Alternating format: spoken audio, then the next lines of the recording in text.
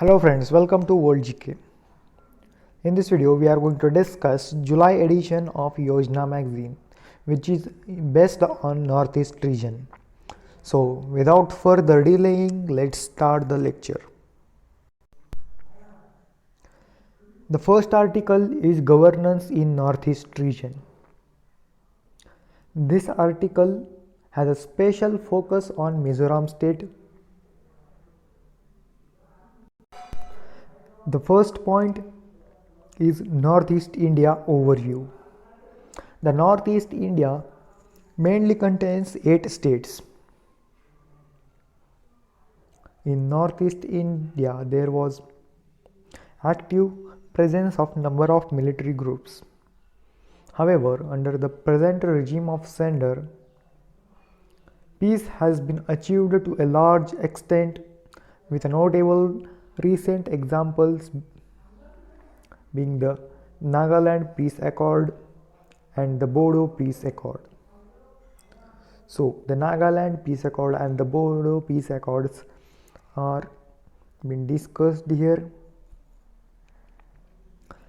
The region is connected to the mainland of India through a narrow stretch land which is 22 km wide and is in Bengal, West Bengal, also called as Siliguri corridor. So we are going to talk about here Siliguri corridor, which is also called as chicken neck. Except for the Siliguri corridor, the entire northeast eastern part of our country is bounded by international borders. In north there is a China. In south part of northeast region there is a Bangladesh, and in east there is a Myanmar.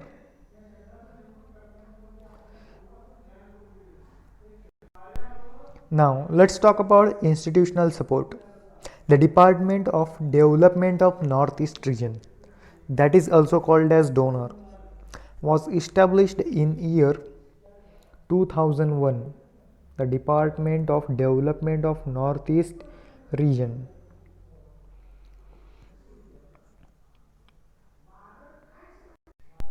It became Ministry of Government in India in 2004. Now it is called as Ministry of Donor, and it functions as a nodal department of central government and deals with matters related to socio-economic development,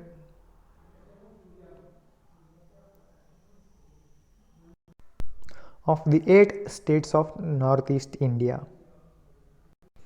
There were schemes launched such as NLCPR, that is non-lapsable central pool of resources, which has been followed by the Northeast Special Infrastructure Development Scheme. Now we are going to talk about Northeast Council. The Northeastern Council is a regional planning body in Northeast India. Northeastern Council is created under Northeastern Council Act of 1971. All the governors and chief ministers of the 8 states in the Northeast are members of Northeastern Council.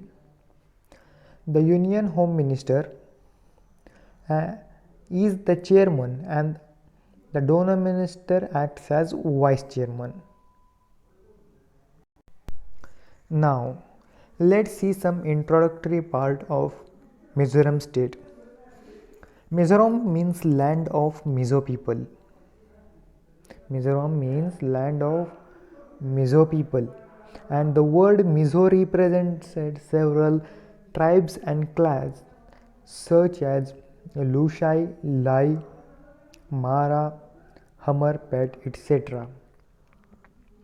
This area was formally become a part of British India in 1895.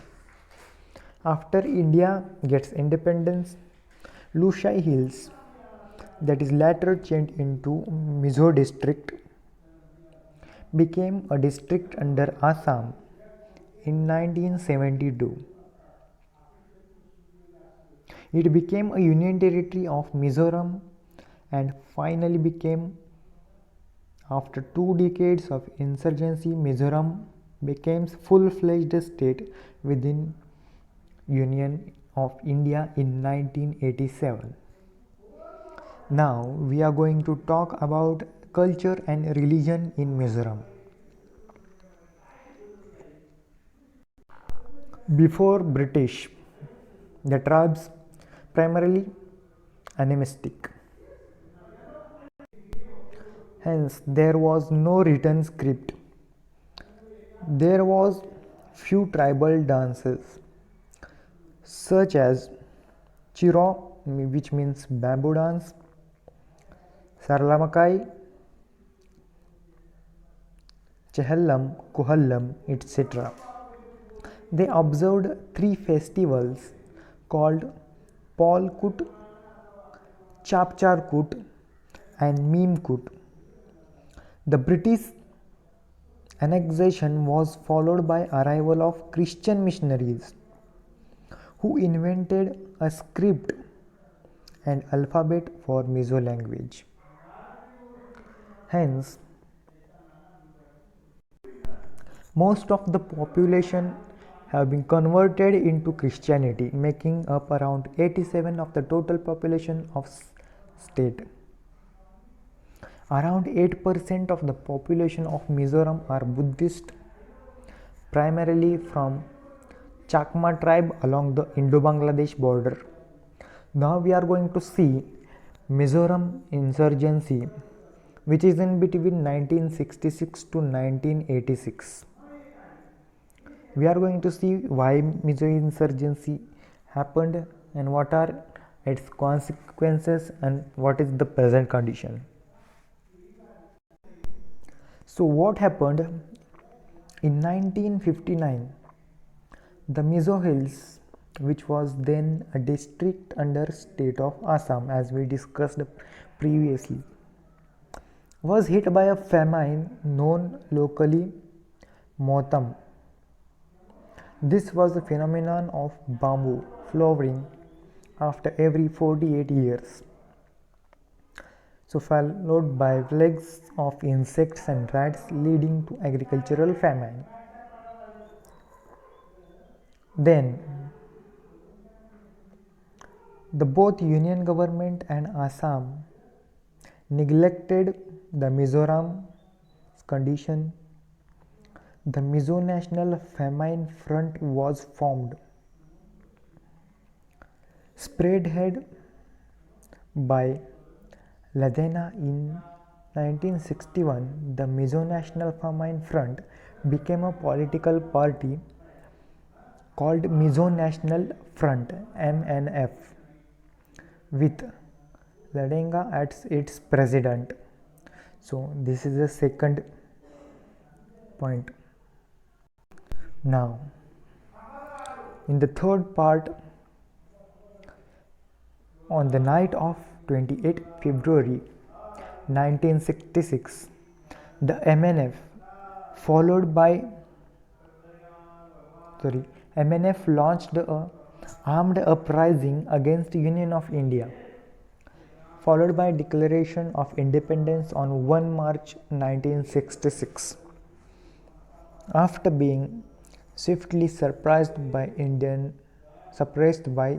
armed forces, MNF retreated and continued its operation from East Pakistan and Burma, that is currently Myanmar, with training and support of China.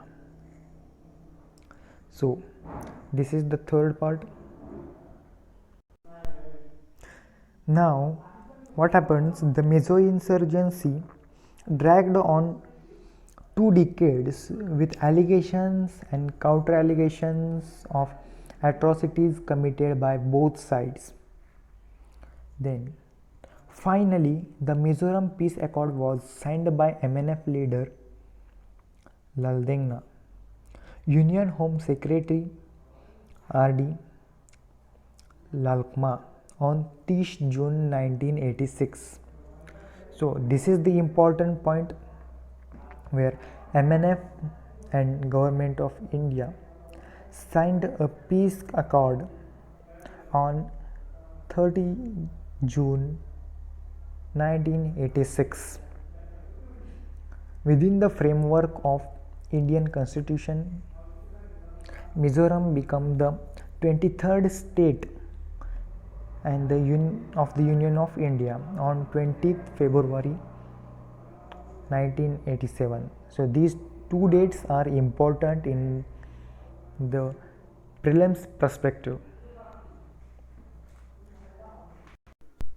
Now the next part is Mizoram basic parameters. In this they have given geographical area, population, number of districts, etc., etc. This is not relevant. The next point is international borders.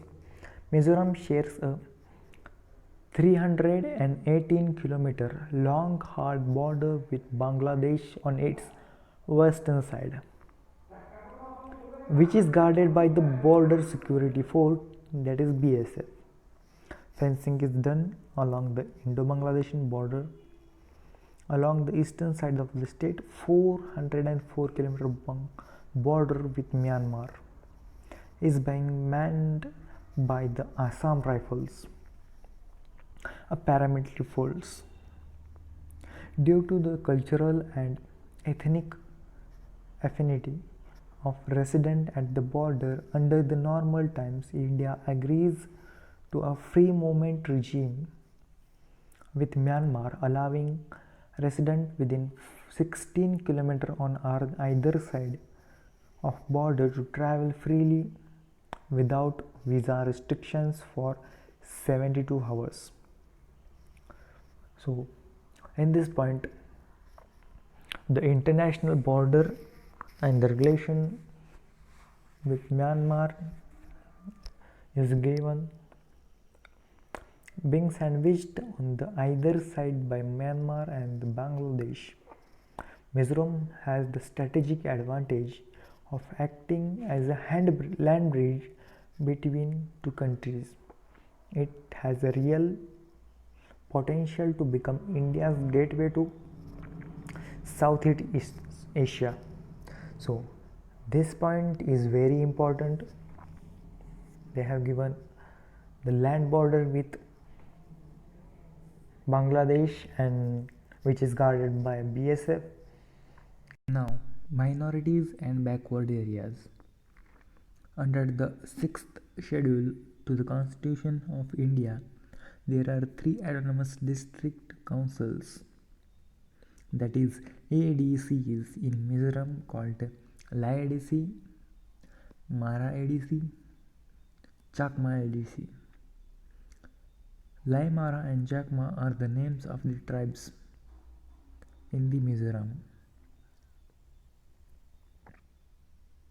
Now, while talking about economy of Mizoram, prior to the COVID-19 pandemic, the gross state domestic product, that is GSDP of Mizoram, was continuously growing. The GSDP at current prices was estimated at rupees 26,502 crores in 2019-20, registering an increase of 18.91% of over the previous year. Gross state value added, that is GSVA, at constant, that is 2011 to 12, prices averaged 12.63% annual growth rate between financial year 2011-12 to 2019-20. The tertiary, that is service sector, constitutes a share of about 43.28% of total GSVA, that is gross state value added, while the industry sector contributes 30.64%. Large factories or industries are more or less absent.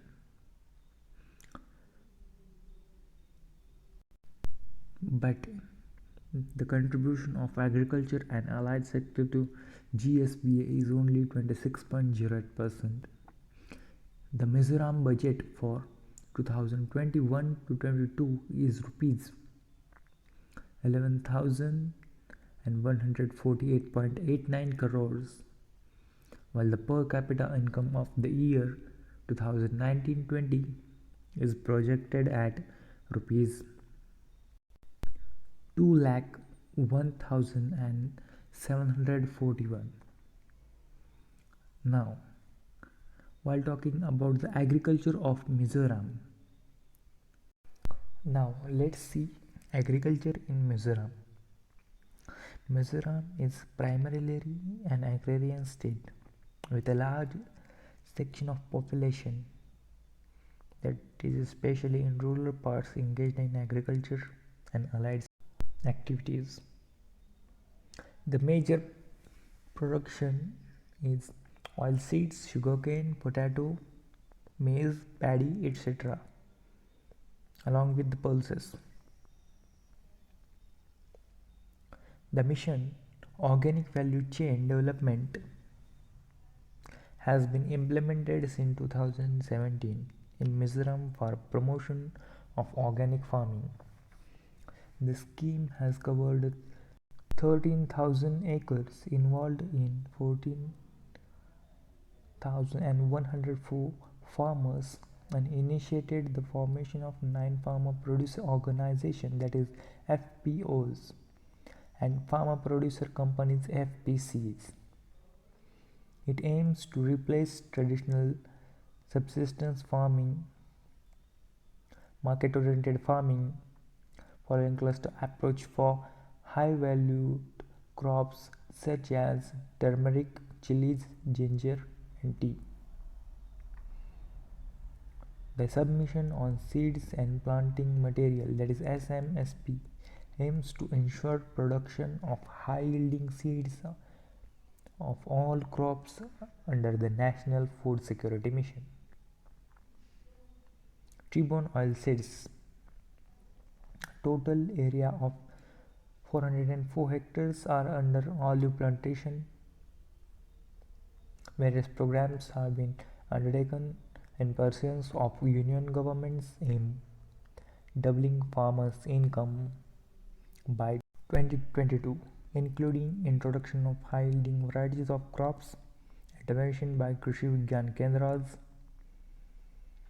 integrated farming system, horti-based farming, etc. Now let's see horticulture. Horticulture is one sustainable land-based activity in Mizoram due to favorable agroeconomic conditions.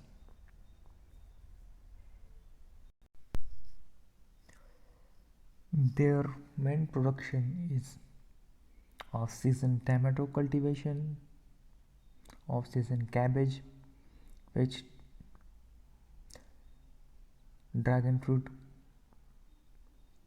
mandarin orange, and bird chili. Bird chili from Mizoram has a geological indication tag, that is GI tag. Now, here is the important point. Kaladhan Multimodal Transport Project.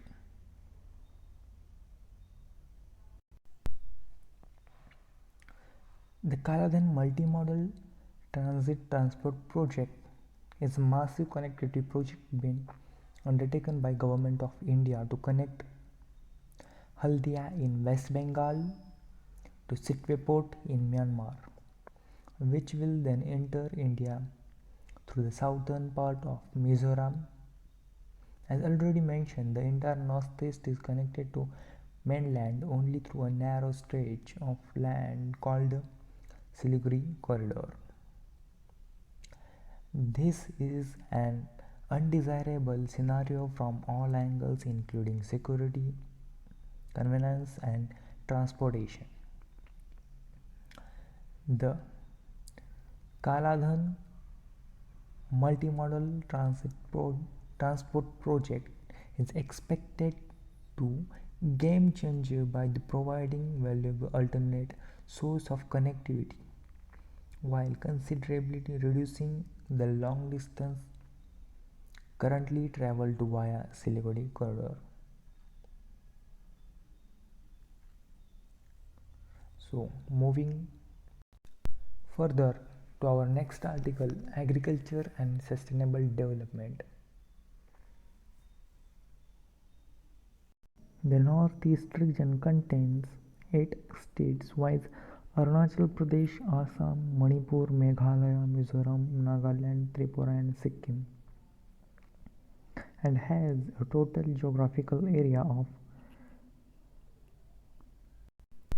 2,62,230 square kilometers, which is nearly 9.112% of total area of the country, with more than 46 million population.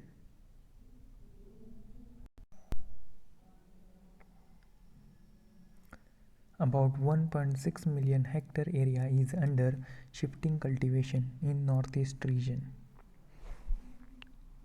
Out of 4 million hectare net sown area in this region, roughly 1.3 million hectares suffers from serious soil erosion problem. The region receives an annual rainfall of 2000 mm, accounting for around 10% of the country's total precipitation. The soil of this region is acidic to strongly acidic in reaction. The soils are however rich in organic matter. The rural population of this region is around 80%. The society in this region is in agrarian and depends on agriculture and allied sector for livelihood and other supports.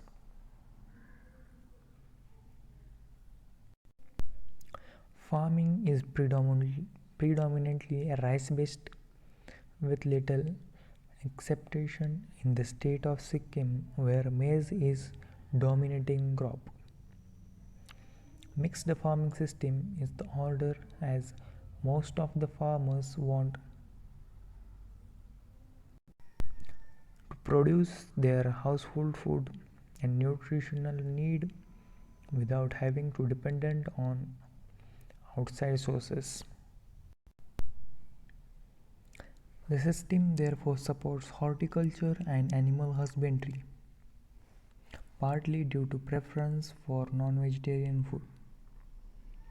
With these production practices, the region produces 8.2 million tons of the total grain against the requirement of 8.5 million tons. Hence, there is a deficiency of 0.3 million tons.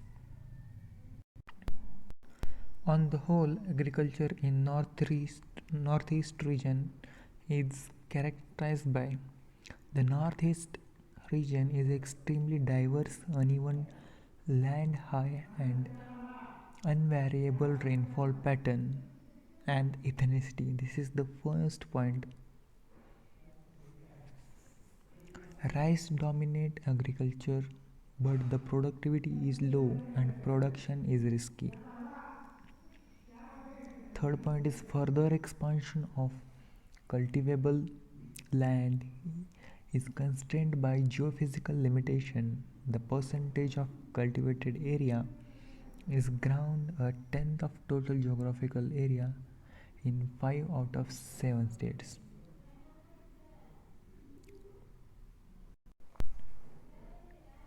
Various combinations of crop, livestock, fish, silk are followed in the region, but such diversification contributed negligibly. Predominance of small and marginal farmers is an important feature of this region, as against the proportion of small and marginal farmers of 59% at all India. The same varies from 65% in Arunachal Pradesh to 84% in Manipur and Nagaland. Sixth point, on the account of complete dependence on agriculture, its vulnerability to nature calamities such as floods, submersions, as well as droughts has deteriorated the rural life, and rural poverty has become rampant.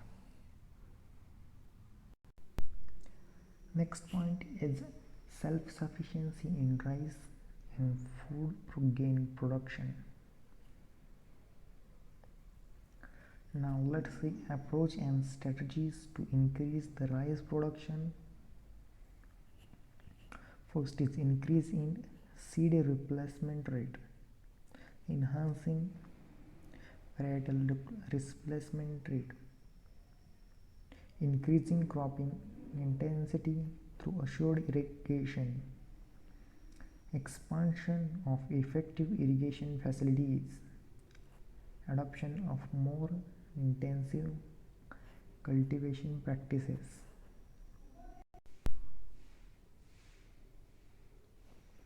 The maintaining soil health and providing judicious soil nutrients, revisiting the extension and mechanisms. Next are the facilitation of credit finance and crop insurance, marketing and creation of rural storage infrastructure, and farm mechanization. Our next point is horticulture and livestock sector in Northeast region.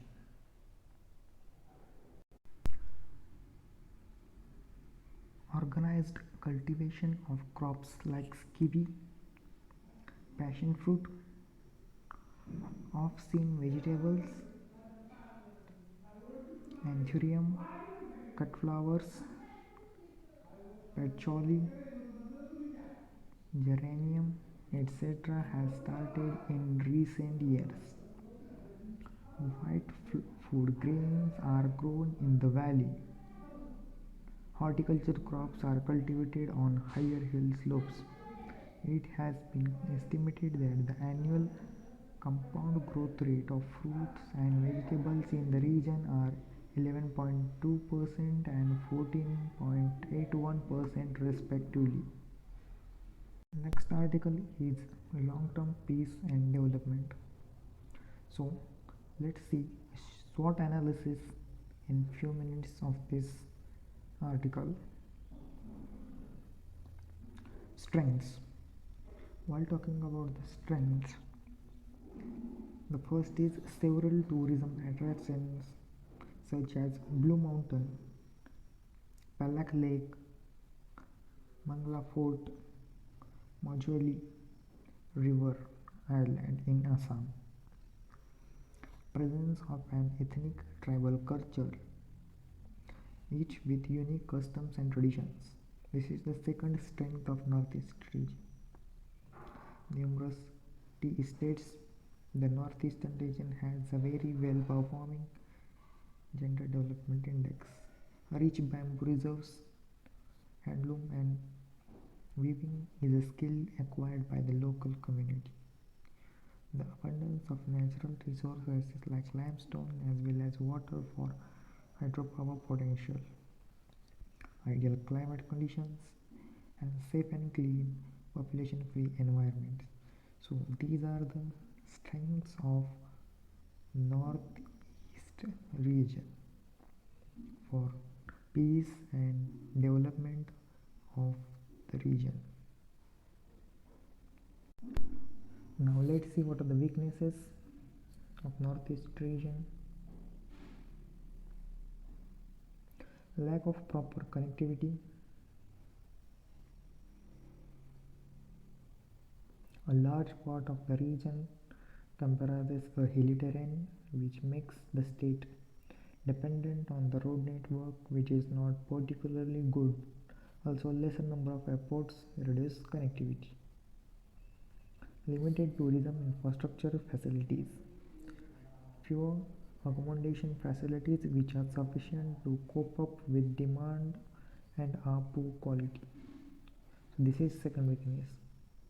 Scarcity of skilled and unskilled laborers. Flood and landslides in monsoons make place inaccessible. Law in state like land acquisition and transfer need to align with the vision of public-private partnership and make environment conducive for investments. Projects delayed in the implementation causing development lags and landlocked states. These are the weaknesses of Northeast region. Now let us see what are the opportunities for the development. Development of handcraft industry, which is a good opportunity. Second is the flood management system to improve accessibility to certain parts of the states during monsoon, which can be developed as a tourist spots. Linkage to existing tourism circuits and further circuit development. Fostering coordination with other states and developing tourism. Trade can drastically be implemented by improving infrastructure facilities and accessibility. So these are the opportunities. Now let's see what are the threats. Overuse and commercialization of eco-sensitive zones could lead to depletion of resources and weakening of attraction. Regional connectivity concerns. Land banks and land availability, if not addressed, will limit private sector investments. And the last threat is of migration of local people to urban areas for employment purpose.